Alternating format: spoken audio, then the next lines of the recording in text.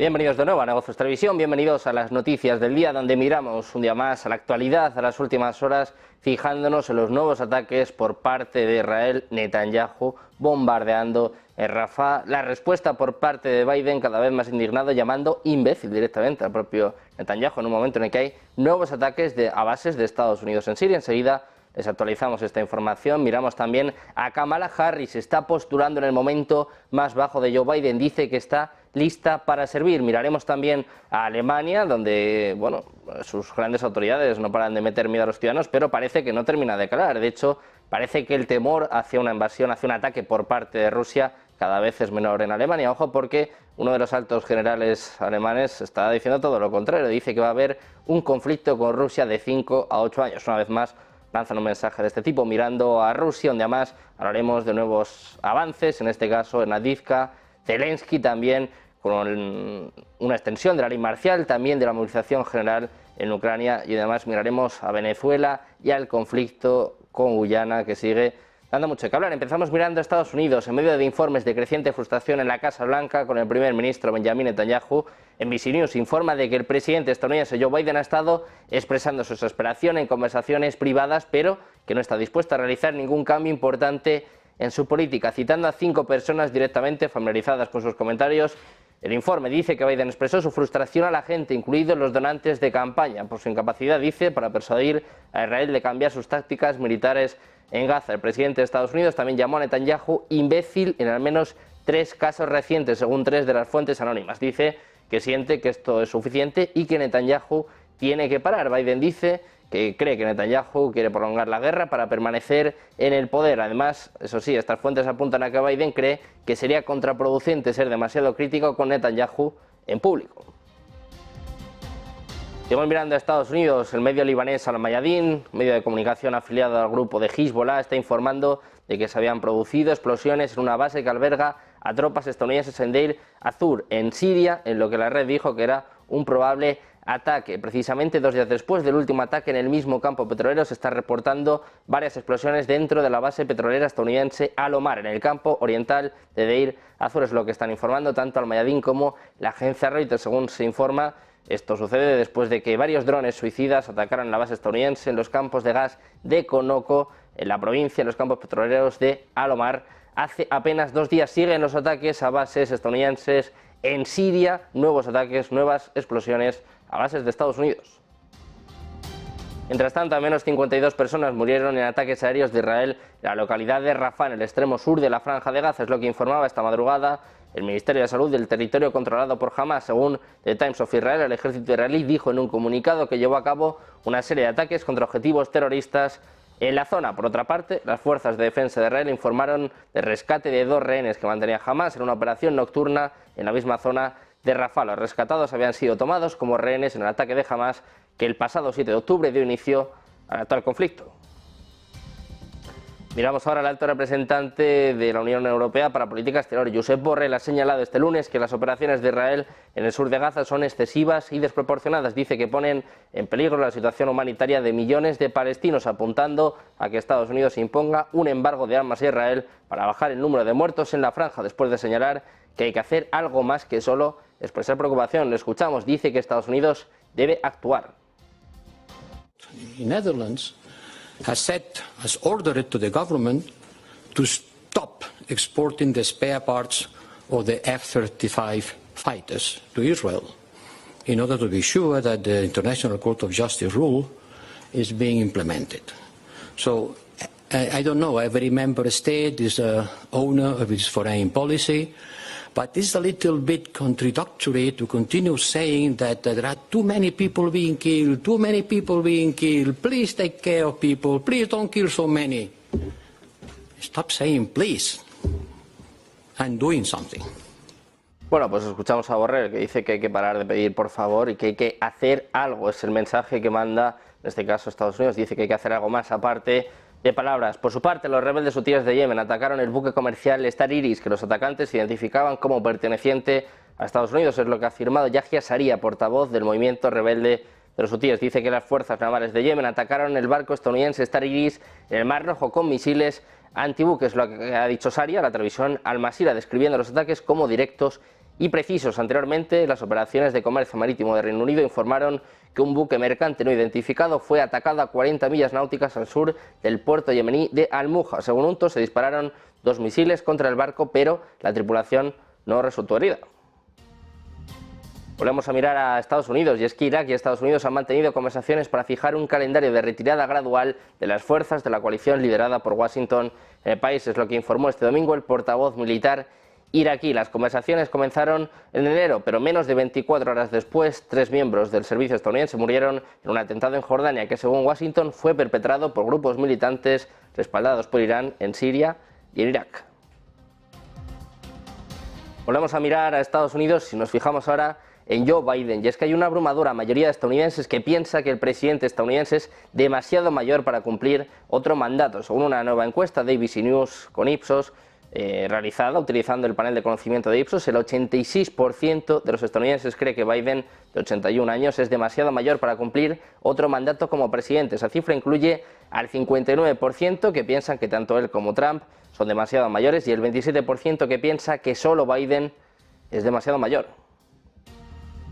Esto está provocando cada vez un mayor escrutinio sobre el presidente Joe Biden y también, sobre todo, en sus capacidades mentales. Mientras tanto, la vicepresidenta Kamala Harris ha dicho a los periodistas que está lista para servir. Según un informe de este lunes de Wall Street Journal, le dijo al medio: estoy lista para servir, no hay duda a este respecto. Es lo que dijo cuando le preguntaron sobre las preocupaciones sobre la edad y el declive de Joe Biden. La respuesta se produjo durante una entrevista el martes pasado, apenas unos días antes de que aparecieran en las noticias el informe del fiscal especial Robert Hur sobre el caso de documentos clasificados de Biden. La semana pasada, después de las revelaciones sobre las capacidades mentales del presidente, varios legisladores republicanos pidieron al gabinete que invocara la enmienda 25 para destituirlo de su cargo.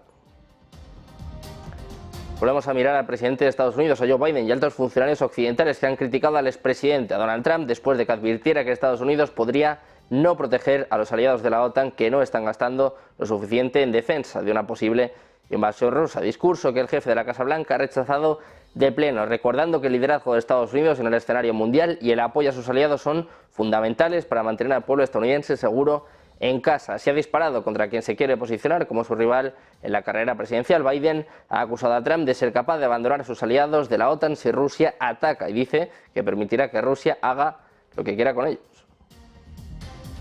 Volvemos a mirar a Borrell. Dice que la OTAN no puede ser una alianza a la carta y que no puede depender del humor del presidente de Estados Unidos. Es lo que ha advertido este lunes el jefe de la diplomacia de la Unión Europea en respuesta a las declaraciones de Trump sobre países en mora con sus aportes. Decía Borrell: seamos serios, la OTAN no puede ser una alianza a la carta. Escuchamos. Let me be sarcastic. Let me be sarcastic. During this campaign, we will see and listen to many things. Let's be serious. NATO cannot be a la carte military alliance. Cannot be a military alliance that works depending on the humor of the President of the US on those days. It's not yes, now yes, tomorrow no, it depends, who are you? Now, come on, let's be serious. Let's be serious. NATO cannot be an alliance a la carte. It exists or it not exist. But I'm not going to spend my time comment any silly idea that comes during this electoral campaign. Y seguimos mirando la OTAN. Ahora nos fijamos en Polonia, miembro de la alianza que debería eventualmente obtener armas nucleares como medida de seguridad. Es lo que ha dicho un alto general polaco. Sin mencionar a Rusia por su nombre, el general de brigada Jaroslaw Kraszewski ha dicho al medio de comunicación polaco RMFM que si Polonia tuviera armas nucleares disuadiría la agresión desde el exterior, porque las potencias nucleares, dice, disfrutan de un alto grado de seguridad. Textualmente dice: contar con un arsenal así es un desafío de varios años. Espero que lleguemos a eso. Creo que este escenario es muy realista. En septiembre, el presidente polaco Andrzej Duda dijo que Varsovia aún no había logrado ningún progreso para albergar armas nucleares en Polonia. Miramos ahora a Alemania, y es que, como les contábamos, Rusia ha descendido al 7º lugar en la lista de las principales amenazas a la seguridad de Alemania desde lo más alto, donde se encontraba en 2023. Así se desprende del informe anual de la Conferencia de Seguridad de Múnich presentado en Berlín. Según el informe del foro el año pasado, los alemanes consideraban a Rusia como la principal amenaza para la seguridad alemana. Ahora solo ocupa el 7º lugar. Ha sido desplazada por los temores sobre la migración masiva y las amenazas terroristas de los musulmanes radicalizados. Sin embargo, en Alemania lo siguen intentando. En concreto, el general alemán de la Bundeswehr, Carsten Breuer, en una entrevista con el periódico Welt am Sonntag, ha señalado la necesidad de que Alemania fortalezca su ejército para estar lista, dice, ante la opción de un conflicto con Rusia en los próximos 5 años. Siguen lanzando mensajes de este tipo, en concreto Alex Breuer, el que destaca que aunque el proceso de fortalecimiento militar es inevitable, el tiempo disponible es limitado. A hacer referencia a los análisis sobre la amenaza militar proveniente de Rusia y dice que necesitarían entre 5 y 8 años para prepararse adecuadamente. Carsten Breuer enfatizó sobre la importancia de un cambio de mentalidad tanto en la sociedad como en la Bundeswehr. Además hablaba de la preparación personal y el equipo militar. En cuanto al gasto en defensa, reiteró la necesidad de que los países de la OTAN gasten al menos el 2% de su PIB en defensa. Dice que esta cifra no es abstracta, sino que es un requisito concreto. Siguen países europeos, siguen países de la OTAN lanzando alertas, advertencias. Dice, en este caso Alemania, que tiene que estar preparada para un conflicto con Rusia de 5 a 8 años.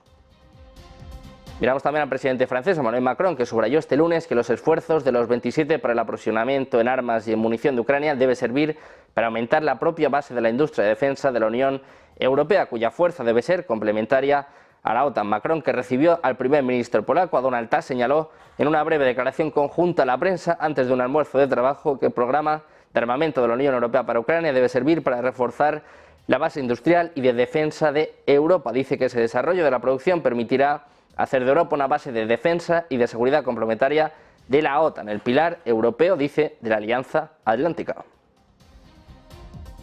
Miramos ahora al Senado de Estados Unidos. Tras meses de retrasos, va a intentar este lunes sacar adelante un paquete de 95.340 millones de dólares de ayuda a Ucrania e Israel, aunque no tiene ninguna garantía de que la Cámara de Representantes apoye esta medida, según informa Reuters. El domingo, el proyecto de ley recibió un espaldarazo cuando el Senado votó por 67 votos a favor y 27 en contra para superar un importante obstáculo de procedimiento. También, durante el fin de semana, el líder de la mayoría, Chuck Schumer, puso rumbo a su aprobación para el miércoles. De hecho, hoy mismo se espera que el Senado emita un voto de procedimiento que, de tener éxito, mantendría el proyecto de ley en marcha. Miramos ahora a Rusia, que incluyó en la lista de personas a las que se les prohíbe entrar en su territorio a 18 ciudadanos de Reino Unido, es lo que ha informado el Ministerio de Exteriores ruso. Atribuyó la decisión a los continuos intentos británicos de socavar la influencia de Rusia en la escena mundial. Dice que intentan desacreditar su orden constitucional, así como por el envío de armas a Kiev. Apuntan a que se tomó la decisión de incluir en la lista negra rusa a una serie de figuras de la élite dominante político-militar y de la comunidad científica y académica de Reino Unido, es lo que ha indicado la Cancillería rusa en un comunicado que contiene los 18 nombres de estas personas, entre ellas, por ejemplo, el viceministro de Defensa James Carlich, que se encarga de la compra de armas.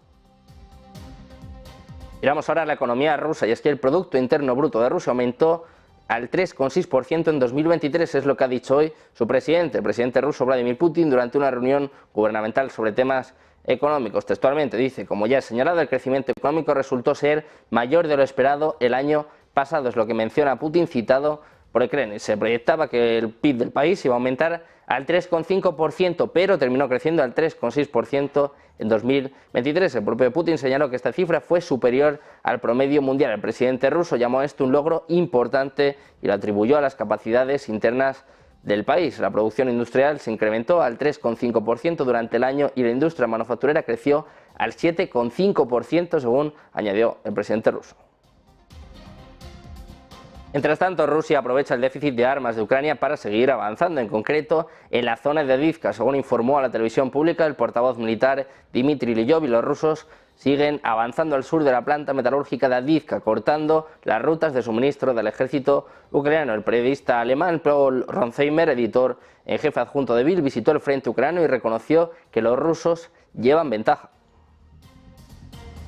Seguimos mirando en este caso a Ucrania, y es que los sistemas de defensa aérea habrían destruido 14 de los 17 aviones no tripulados que Rusia lanzó durante la noche y un misil de crucero Kh-59, es lo que decía este lunes la Fuerza Aérea Ucraniana. En concreto, en Telegram decía que Rusia también lanzó misiles de sistema tierra-aire de largo alcance S-300, pero no dijo cuántos y tampoco se alcanzaron algún objetivo. Miramos ahora al presidente ucraniano Volodymyr Zelensky, que firmó las leyes que aprueban sus decretos sobre la extensión de la ley marcial y la movilización general en Ucrania desde el 14 de febrero durante 90 días, es decir, hasta el próximo 13 de mayo. Así lo informa el sitio web del Parlamento ucraniano. Según informa Ukrinfor, el jefe de Estado firmó la ley número 10.456 para extender la ley marcial en Ucrania y la 10.457 para extender el periodo de movilización general. El plazo de la ley marcial y la movilización general en Ucrania se han ampliado hasta el próximo 13 de mayo. Miramos ahora a Finlandia. Alexander Stubb anunció su victoria en las elecciones presidenciales. Según informa Reuters, su campaña electoral se basó en promesas de aprovechar al máximo la entrada de su país en la OTAN y apoyar a Ucrania. Además, aboga por reforzar las capacidades de defensa de los países europeos dentro de la OTAN. Dijo que su política exterior se apoyaría en Estados Unidos, Gran Bretaña y sus vecinos escandinavos. Durante la campaña electoral afirmó que Finlandia debería convertirse en miembro activo de la OTAN y esforzarse por colocar algunas tropas de la alianza en su territorio. También dijo que estaba dispuesto a permitir el transporte de armas nucleares a través del país, pero no su almacenamiento. Miramos ahora a los BRICS. Rusia confirmó que el país está construyendo una alternativa al sistema de pago SWIFT sin integrar al dólar. El nuevo mecanismo permitirá liquidar transacciones transfronterizas en monedas locales, lo que hará que los BRICS y otros países en desarrollo dejen de lado el dólar. En la última actualización, con la ayuda de los BRICS, planea lanzar el nuevo sistema de pago en más de 159 países de todo el mundo, provenientes del sur global, Asia, África y América Latina, incluyendo otros países en desarrollo a nivel mundial. Miramos ahora a Venezuela. El gobierno ha advertido este domingo de que podría recurrir a las Fuerzas Armadas si la petrolera ExxonMobil sigue adelante con sus planes de excavar 2 pozos petroleros en aguas de la Guyana Esequiba, territorio en disputa entre Venezuela y Guyana. Caracas se refiere a las escandalosas declaraciones del presidente de la filial de la petrolera estadounidense en Guyana, de Alistair Rutledge, quien apuntó a la apertura de 2 nuevos pozos. Venezuela denuncia una maliciosa campaña preparada y financiada por la petrolera en contra de la obligación constitucional del Estado venezolano de establecer una política integral en los espacios fronterizos terrestres, insulares y marítimos para preservar, a través de la Fuerza Armada Nacional Bolivariana, su integridad territorial, la soberanía nacional y la defensa de la patria, es lo que indica un comunicado publicado por el Ministerio de Relaciones Exteriores venezolano. Miramos también a Brasil, y es que las tensiones fronterizas en torno al Esequibo en Guyana y la crisis humanitaria entre los indígenas Yanomami llevaron al ejército de Brasil a aumentar sus fuerzas en la Amazonia un 10% antes de lo previsto. Es lo que ha declarado a la agencia de noticias Reuters el comandante militar de la región. Los 2.000 soldados adicionales ayudarán al ejército a patrullar los 9.000 kilómetros de frontera con Venezuela, Colombia, Ecuador, Perú y Bolivia, en una región selvática utilizada por narcotraficantes y mineros ilegales, madereros y contrabandistas, según indicaba el general Ricardo Costa Neves. Dice que van a reforzar sus operaciones en esta vasta área para ayudar a combatir los delitos fronterizos y ambientales. Es lo que decía el general de infantería de 4 estrellas en una entrevista no muy común con los medios. Pendientes de más noticias, de más actualidad, como siempre, de traer el mejor análisis, hacemos una pausa, unos minutos, y enseguida volvemos con toda la información, con la mejor programación aquí en A Voces Televisión.